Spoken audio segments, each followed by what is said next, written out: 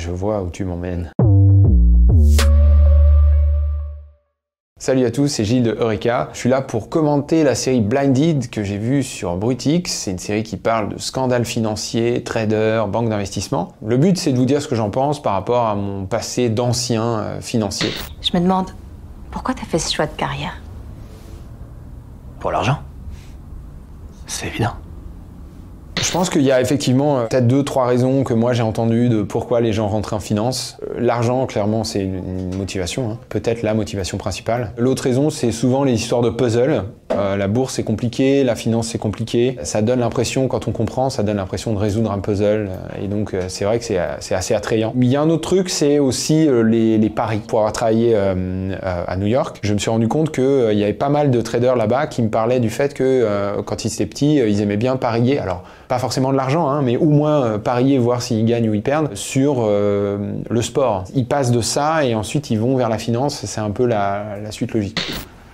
Dépêchez-vous, sinon vous irez à l'école à pied. Est-ce que tous les traders ont une aussi belle collection de montres? Bah, dans la série, il est PDG d'une banque d'investissement. Ça paraît logique qu'il ait une super belle maison avec une super belle collection de montres. Il y a vraiment des gens qui vont être un peu, oui, qui ont ce côté peut-être un peu bling-bling dans la finance, mais c'est pas le cas pour tout le monde. C'est quand même beaucoup les maisons, les appartes. Ça peut être aussi les jolies montres. C'est pas souvent les jolis costumes. Et ça peut être aussi les jolies voitures. Et oui, nous sommes en train de calculer les bonus. Nous n'avons pas tout à fait terminé, mais je peux vous dire que ça sent très bon. Cliché. Gros cliché. Alors, non, quand même pas, ça se passe pas comme ça. C'est très feutré les bonus. C'est un sujet de conversation quand ça arrive, et tout le monde dit « Ah, mon bonus, j'espère que mon bonus ». Mais déjà, on n'est pas autorisé à dire combien on touche. Il y a un entretien, le N+1, t'appelles dans le bureau, t'y vas, t'es tout seul avec lui, il t'annonce ton bonus, tu retournes à ta chaise, tu le dis à personne, et c'est au suivant. Je suis rentré en finance en 2009, quoi, 2008-2009, pendant la crise des subprimes, et clairement, j'ai jamais vu ce genre de truc. Là, il y a un petit côté, The Big Short.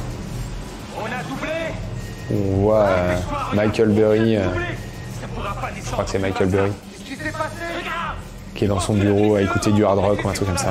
Mais qu'est-ce qui s'est passé? Rien du tout. Quelqu'un sur Twitter a mentionné un truc au sujet de la Deutsche. Ils se disent 5 points de moins. On s'en fout, on Dis ça sur Twitter. Putain. Le pognon, c'est bon. En plus, le mec est à moitié drogué, quoi, ou bourré.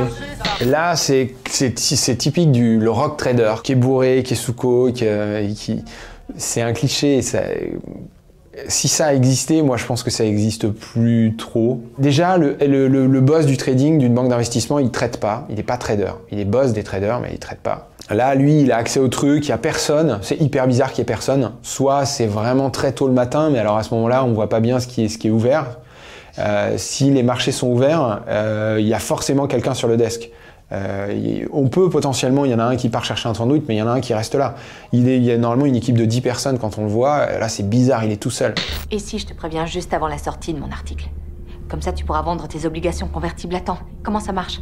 Elles ont une durée de 3 ans. Si t'as des raisons particulières, la banque peut les racheter. C'est du délit d'initié, putain. 3 ans? Tu veux pas participer à ça? Si c'est le seul moyen. Mais c'est de la violation de données. Je veux pas finir en tôle, moi. Il vend ses actions avant qu'il y ait un article qui sort, donc oui. Enfin, c'est produit financier, là. Donc ce serait du délit d'initié, effectivement. Mais si la banque cache quelque chose, je vais le découvrir et tu risques d'en pâtir. Le délit d'initié, c'est le fait d'être en possession d'une information qui n'est pas publique et d'utiliser cette information pour éviter une perte ou pour gagner de l'argent. On peut très bien faire une analyse des données existantes, en tirer une conclusion qui nous pousse à vendre ou à acheter, mais ça, l'analyse, évidemment, elle est privée, c'est moi qui l'a fait ou c'est une équipe qui l'a fait, mais les données sur lesquelles repose l'analyse sont publiques. Là, ici, on parle d'une analyse qui est la banque va faire faillite. Pourquoi? Parce que j'ai une information spécifique. Cette information, les autres ne l'ont pas. Donc, je suis seul à pouvoir vendre pendant que les autres, eux, ils continuent de garder leur titre. Là, on est sur du délit d'initié, on a une analyse basée sur une information qui n'est pas publique. C'est interdit, mais évidemment, ça existe et c'est très difficile à traquer parce que, essentiellement, l'équipe dirigeante d'une entreprise va avoir plein d'infos qu'elle doit, comme j'expliquais avant, révéler à une date bien précise. Mais entre le moment où ils ont l'info et le moment où ils révèlent l'information, il se passe un certain temps. Et donc là, ils peuvent faire des choses, potentiellement, acheter, vendre des trucs. Expliquez-moi comment fonctionne un audit bancaire. On leur demande quelques documents. C'est eux qui vous les envoient?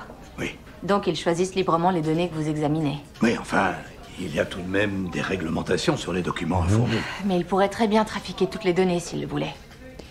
Oui, mais Dans ce c'est cas-là, compliqué. ce serait un crime très grave. Est-ce que la banque peut trafiquer les données? Clairement, c'est possible. L'exemple qu'on peut donner, c'est Kerviel, par exemple. Kerviel, il a rentré des fausses transactions dans le système pour masquer certaines autres transactions. Il mettait des transactions dans un sens, puis il en mettait d'autres dans l'autre sens, si bien que les deux s'annulaient. Et comme ça, quand on fait la somme, on se rend pas compte qu'il se passe un truc. Pour faire ça, faut être bon, faut avoir accès au bon logiciel. Et moi, je dirais que il y a quand même une notion de complot un peu derrière. Naturellement, une banque ferait pas ça. Les gens font leur travail. Il faut vraiment volontairement essayer de tromper ces gens-là pour que ça passe. Sinon, clairement, l'alarme est sonnée. Et quand l'alarme est sonnée, tout le monde est au courant qu'il se passe un truc. Et quand tout le monde est au courant qu'il se passe un truc, ça devient difficile. Ça devient difficile de cacher à l'intérieur de la banque. Et une fois qu'on ne sait plus cacher à l'intérieur de la banque, ça finit par sortir d'une manière ou d'une autre. Désolé, je dois m'absenter, mais je ne trouve rien en septembre. D'accord. Ouais, alors là c'est sympa. Le mec a besoin d'infos. Il demande au gars qui a accès au logiciel des infos. Il y a une diversion. Hop, l'ordinateur est toujours allumé. Donc là, il y va. Il va brancher sa clé USB. Alors, normalement, on se connecte avec un badge à l'ordinateur. Donc, dès qu'on quitte son poste, on va devoir badger pour ouvrir des portes. Donc, l'ordinateur s'éteint parce qu'on enlève le badge. Normalement, si tu as un bon système de sécurité, tu ne branches pas une clé USB sur l'ordi. Hein. Ça fait red flag tout de suite. Poum, poum, poum. Il y a tout le monde qui est sur toi. Enfin, là, non, c'est vraiment... c'est trop simplifié. Il y a sûrement moyen de voler des données, hein, mais là, ils ont simplifié le truc. Et là, le gars revient et l'autre, elle a même pas vu. Sa collègue juste à côté a même pas vu que le mec était en train de... Bon, pareil, c'est une liste de toutes les transactions de la banque. Il n'y a pas un mec qui a toute la liste. Il faut aller en voir plein.